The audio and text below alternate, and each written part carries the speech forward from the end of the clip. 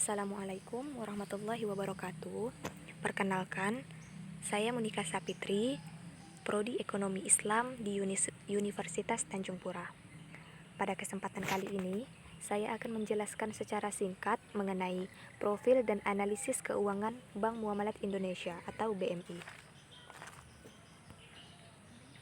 Baiklah, yang pertama adalah identitas perusahaan, yang mana nama perusahaan adalah PT Bank Muamalat Indonesia Tbk atau kita kenal sebagai Bank Muamalat Indonesia atau BMI. Jenis perusahaan, perseroan terbatas terbuka. Tanggal pendirian 1 November 1991. Kegiatan usaha perbankan syariah. Dengan modal dasar 4.400.000.000 rupiah, terdiri atas 826.649.175 saham seri A dengan nominal Rp200 per saham dan 28.346.701.650 saham seri B dengan nominal Rp1.000 per saham. Alamat kantor Muamalat Tower, Jalan Prof. Dr. Satrio, Kaf 18 Jakarta 12940. Alamat email corporate.affairs@bankmuamalat.co.id dengan nomor telepon 021 80 66 60 dengan nomor fax 021 80 66 6001. Situs web www.bankmuamalat.co.id. Kemudian jumlah jaringan kantor 1 kantor pusat, kemudian 83 kantor cabang, 150 kantor cabang pembantu, dan 43 kantor kas.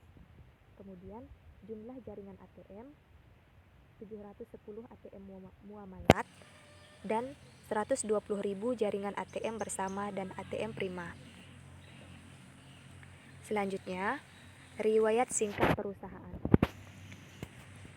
Berdasarkan Akte Nomor 1 tanggal 1 November 1991 Masehi atau 24 Rabiul Akhir 1412 Hijriah, dibuat di hadapan Yudo Paripurno SH Notaris di Jakarta.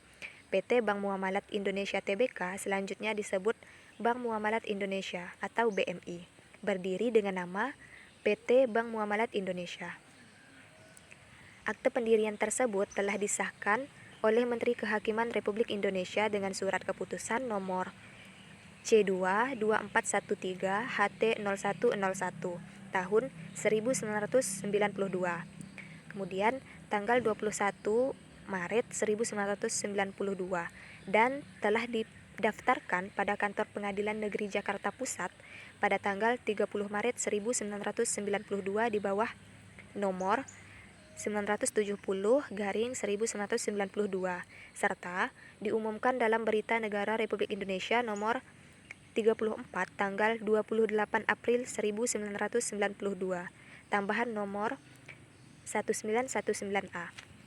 Kemudian BMI didirikan atas gagasan dari Majelis Ulama Indonesia atau MUI, Ikatan Cendekiawan Muslim Indonesia atau ICMI, dan pengusaha muslim yang kemudian mendapat dukungan dari pemerintahan Republik Indonesia.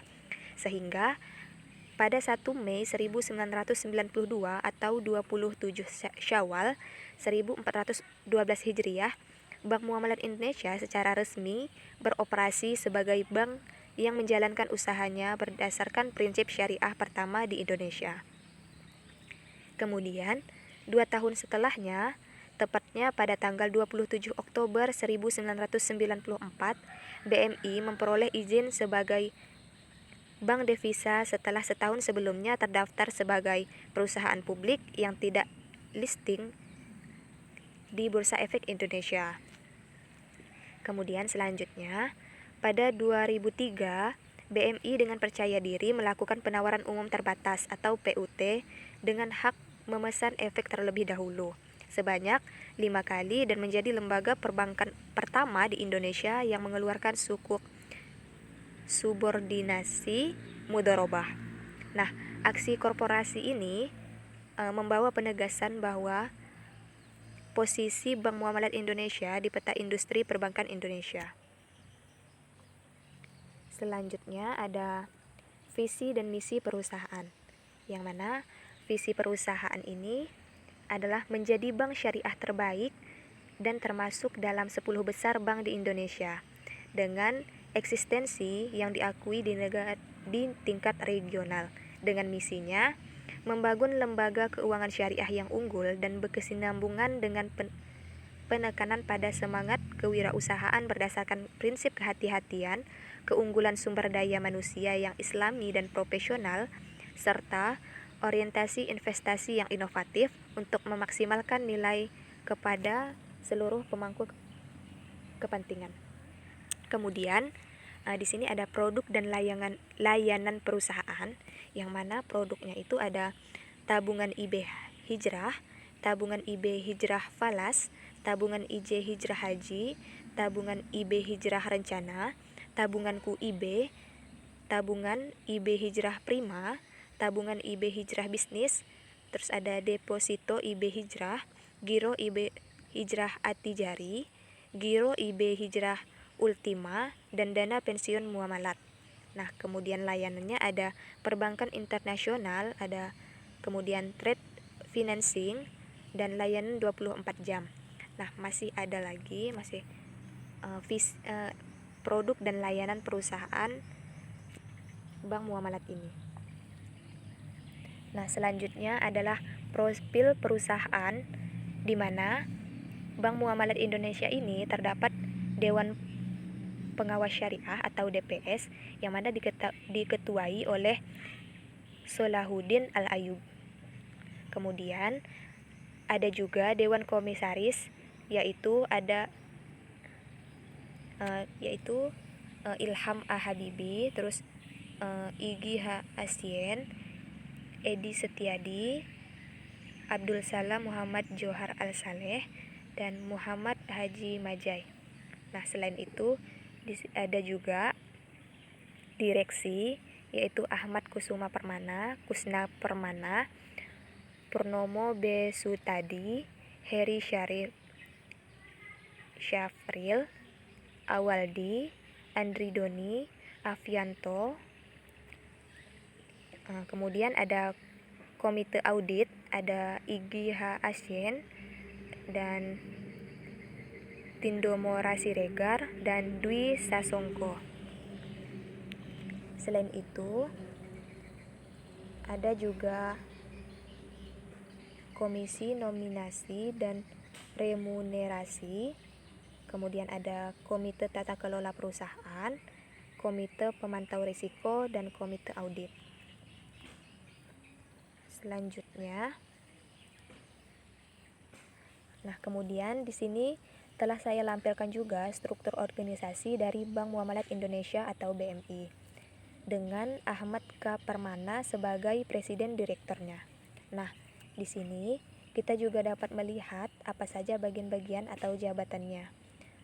Nah, di sini ada Compliance Director, terus ada Finance Director, Chief Human Capital Officer, Operation Director, terus ada Risk Director, Chief Wholesale Bank Officer, kemudian ada Retail Banking Director beserta jajarannya.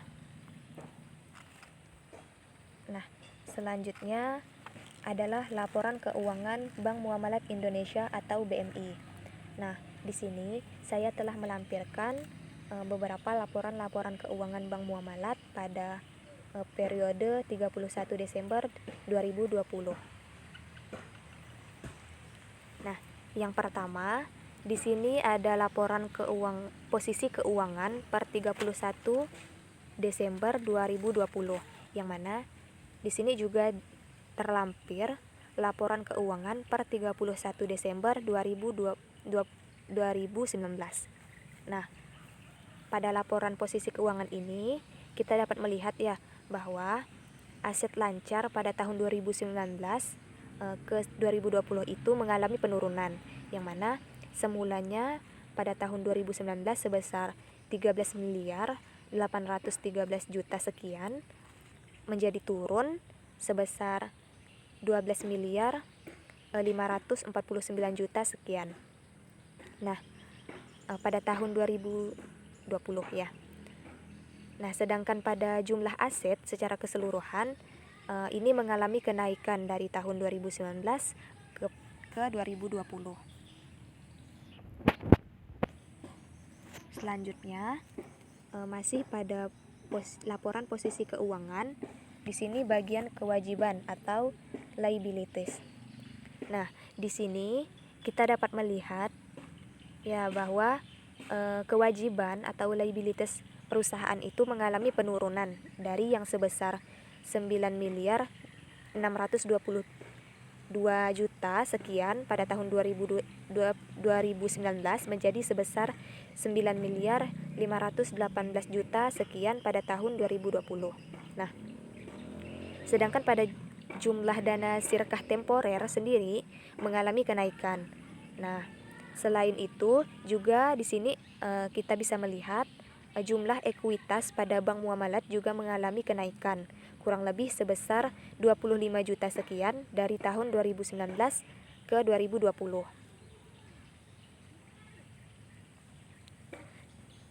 Selanjutnya adalah laporan rugi laba dan penghasilan komprehensif lainnya per 31 Desember 2020. Nah, di sini kita dapat menganalisis bahwa adanya penurunan pendapatan atau penurunan laba bersih dari tahun 2019 ke 2020. Dari yang semulanya sebesar 16.326.331 pada tahun 2019 menjadi 10.019.739 juta rupiah pada tahun 2020. Nah, berbeda dari laba bersih ya.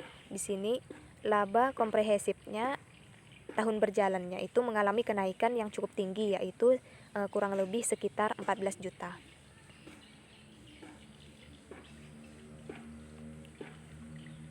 Kemudian di sini juga ada laporan perubahan ekuitas, yang mana di sini kita dapat melihat sendiri pergerakan-pergerakan dari ekuitas pada tahun 2019 ke 2020. Selanjutnya, di sini saya juga melampirkan laporan arus kas per 31 Desember 2020, kemudian laporan rekonsolidasi pendapatan dan bagi hasil per 31 Desember 2020. Kemudian ada laporan sumber dan penyaluran dana zakat. Dan yang terakhir ada laporan sumber dana dan penggunaan dana kebajikan per 31 Desember 2020.